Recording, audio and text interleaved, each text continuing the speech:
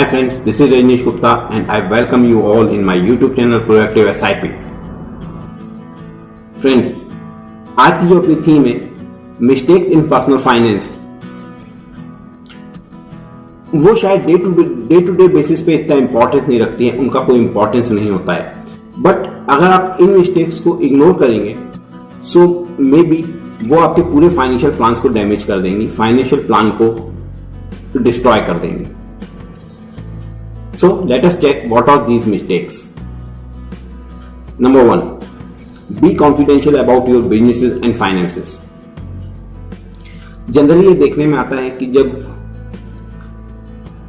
Investor आता है बोलता है मेरा डीमैट अकाउंट एक्टिवेट कर दीजिए, बट प्लीज मेरे घर पे कोई डॉक्यूमेंट ना जाए, मैं अपने घर में किसी को बताना नहीं चाहता। आप मेरी म्यूचुअल फंड की SIP कर दीजिए बट मेरे घर में किसी को पता ना चले। दोस्तों, मैं आज आपको एक घटना बताने जा रहा हूं जो कि बहुत दुखद है और भगवान ना करे वो घटना किसी के साथ कभी घटित हो। ये घटना मेरे बचपन के फ्रेंड की है। Since 1985 we were a friend. He belongs to a very rich family. उनके फादर का ट्रांसपोर्ट का बिजनेस था। ट्रक्स की लाइन लगी रहती थी घर के सामने, 15 गाड़ियां 20 गाड़ियां ऐसे ही खड़ी रहती थी। सब कुछ बहुत स्मूथ चल रहा था, everything was going so smoothly till February 2002। But unfortunately his father passes away due to heart attack. उन्होंने यही गलती की, उन्होंने अपने बिजनेस अपने फाइनेंस के बारे में घर में किसी से भी कुछ भी शेयर नहीं किया, neither from his spouse not from his children. आप समझ सकते हैं क्या हुआ होगा। The entire family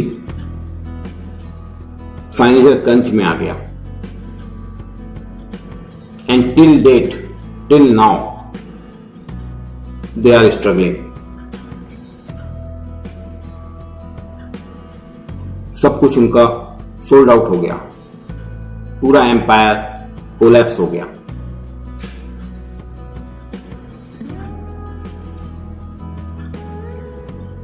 so please आप ऐसी मिस्टेक मत करिए। घर में एटलीस्ट एक मेंबर को अपने पूरे फाइनेंशियल डिटेल्स से जरूर इंट्रोड्यूस करिए, उनको जरूर बताइए, सो दैट जो मेरे फ्रेंड की फैमिली ने देखा है वो आपकी फैमिली को ना देखना हो, जिससे आप इतना प्यार करते हैं, जिनको आप इतना रिस्पेक्ट करते हैं। हो सके तो अपने पूरे फाइनेंशियल प्लान्स का चार्ट बनाइए और वो नोट डाउन करके कहीं पे रखिए। पूरा चार्ट जो है वो डिस्प्ले करके रखिए। आप अपने साथ अपने स्पाउस को, अपने पेरेंट्स को, अपने चिल्ड्रन को, अपने सिबलिंग्स को, किसी को भी अटैच कर सकते हैं। दूसरा इंपॉर्टेंट पॉइंट, अपने सारे फाइनेंशियल इंस्ट्रूमेंट्स में, सारे फाइनेंशियल प्रोडक्ट्स में एटलीस्ट वन नॉमिनी जरूर मेंशन करिए। Setting to many goals at a time. Personal loan, home loans, car loans, life insurance premiums, SIPs, credit card bills, सब कुछ एक फ्रंट पे मत ओपन करिए। अदरवाइज क्या होगा, आपकी लायबिलिटीज बढ़ जाएंगी और आपकी सोर्स ऑफ इनकम क्योंकि लिमिटेड है, सो लायबिलिटीज और इनकम में मिसमैच हो जाएगा, जिसकी वजह से आपके पूरे फाइनेंशियल प्लान्स को आज या तो आप ब्लॉक कर देंगे या पूरी तरह से फिनिश कर देंगे।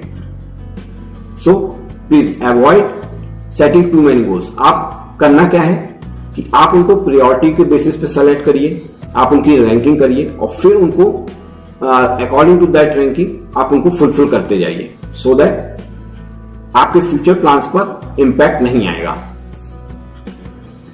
Third, getting bonus. Wow, getting bonus this Diwali. इस बार तो दिवाली मनने वाली है। क्या ये सही तरीका है आपको आपके बोनस को स्पेंड करने का? Is this the right way to spend your bonus? No, not at all.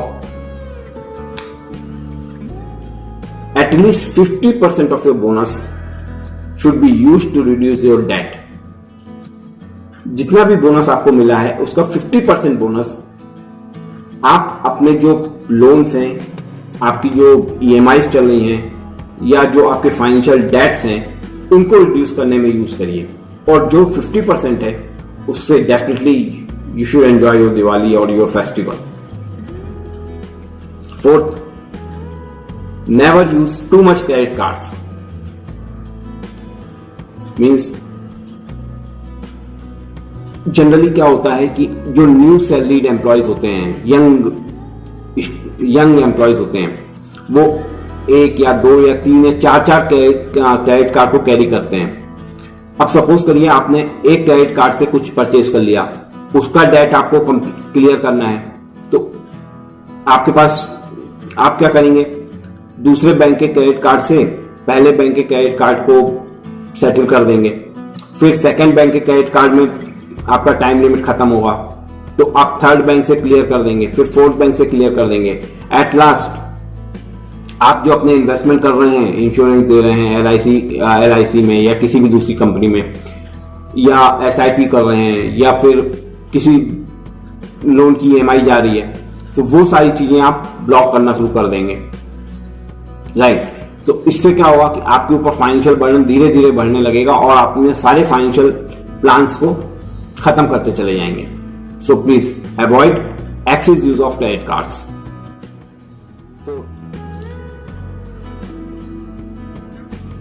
Lack of financial planning. Imagine एक फुटबॉल मैच हो रहा है उस ग्राउंड पे जिस ग्राउंड में गोल पोस्ट नहीं है.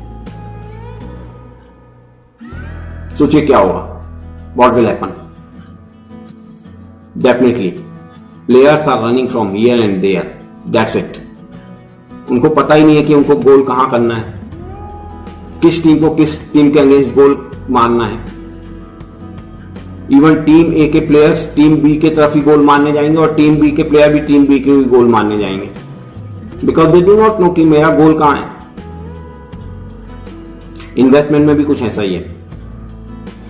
यदि आप अपने टारगेट सेट नहीं करेंगे तो आपको यही नहीं पता होगा कि आपको कितने की SIP करनी है, कितने समय तक के लिए करनी है.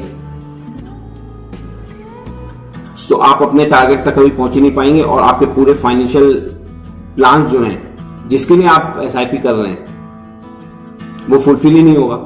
सो डजंट मीन्स कि आप SIP करें या नहीं करें, सब बराबर है.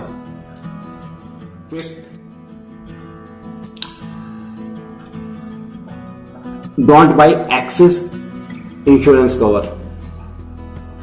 क्यों भैया? आजकल हर कंपनी 1 करोड़ का इंश्योरेंस कवर दे रही है. I think 1 crore insurance cover is good enough. Right. अब आपने 4 कंपनी से ले लिया तो आपकी लायबिलिटीज बढ़ गई कि आप चारों कंपनियों को इन्फॉर्म करोगे कि मैंने XYZ कंपनी से लिया, ABC से लिया, DEF से लिया, FGH से लिया. दूसरा, आप चारों कंपनियों के डिफरेंट प्रीमियम पे करोगे. अब इतना हैवी प्रीमियम पे करेंगे तो डेफिनेटली आप अपने दूसरे जो इन्वेस्टमेंट प्लान चल रहे हैं, जो SIPs चल रही हैं या जो स्टॉक्स में आपने परचेज कर रखा है या जो आपने गोल्ड में परचेज किया हुआ है, वो आप ब्लॉक करेंगे, वो आप रोकेंगे. तो फिर वही बात, आप अपने प्लान्स जो हैं वो फुलफिल नहीं करेंगे, आप उनको स्टक कर देंगे एक जगह. 7th, avoid emotional investment. Emotional investment means suppose करिए आपने XYZ कंपनी में इन्वेस्टमेंट किया, स्टॉक खरीद लिया, उसने आपको 3 महीने में 20% रिटर्न जनरेट करके दे दिया. Very good. सेकेंड टाइम आपने फिर उसमें इन्वेस्ट किया, रिपीट, आपको फिर 20% का रिटर्न मिल गया 4 महीने में. बट जब आप थर्ड टाइम करने गए तो वहां पे क्या हुआ कि आपका वो स्टॉक पर्टिकुलर लेवल से नीचे आ गया. आपने उसको एवरेज आउट किया,